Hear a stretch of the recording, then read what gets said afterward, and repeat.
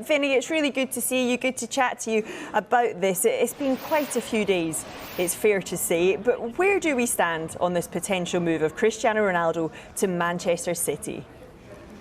Well, what we know at the moment is that Manchester City are in talks to sign Cristiano Ronaldo from Juventus. Ronaldo obviously wasn't in City's plans this summer, but he is an option that they are now considering because obviously they've missed out on Harry Kane with him deciding to stay at Tottenham Hotspur. Now, the major stumbling blocks to any potential deal remain the fact that there will be a fee involved between £20–25 million, which Juventus are demanding, obviously, for a 36-year-old player, and Ronaldo's £500,000 a week wages on top of that as well. So there is still a long way to go before any deal can be concluded, and time is obviously tight before Tuesday's deadline as well. Ronaldo, for his part, wants to carry on playing at the highest level for as long as possible, but not everyone at City as well is convinced that Ronaldo is exactly what they need at the moment. So it's going to be an interesting few days. As I say, talks ongoing, and there's still that big potential for Cristiano Ronaldo, though, to join Manchester City. And there does seem to be plenty of excitement amongst Manchester City fans, amongst fans of the Premier League about this potential deal. Worth saying there is still a long way to go. As you said, it's important to remain cautious. But how would this signing go down around Manchester?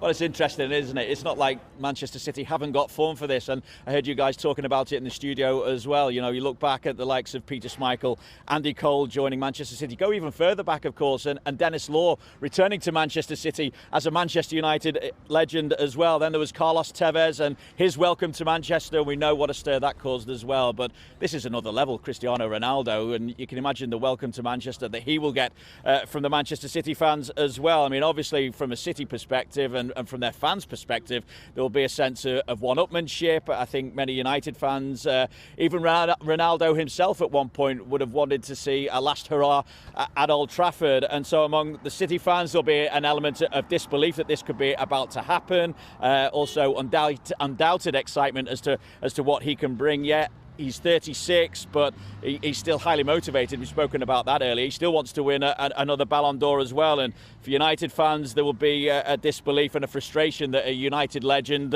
could take the opportunity to return to the Premier League with Manchester City. We know, obviously, at Old Trafford, as part of the United Trinity, Dennis Law statue is there. If Cristiano Ronaldo is to join Manchester City this time around, you can't see a Cristiano Ronaldo statue back there. Yeah, I mean, Vinny, there is absolutely no doubting what Cristiano Ronaldo would bring to any side in the Premier League. We were just having a look through his stats there, and I mean, they're unbelievable, really, when you break it all down. But commercially, this could also have a huge impact on the club if he were to sign. Yeah, the commercial stats are unbelievable as well. Look at when he signed for Juventus.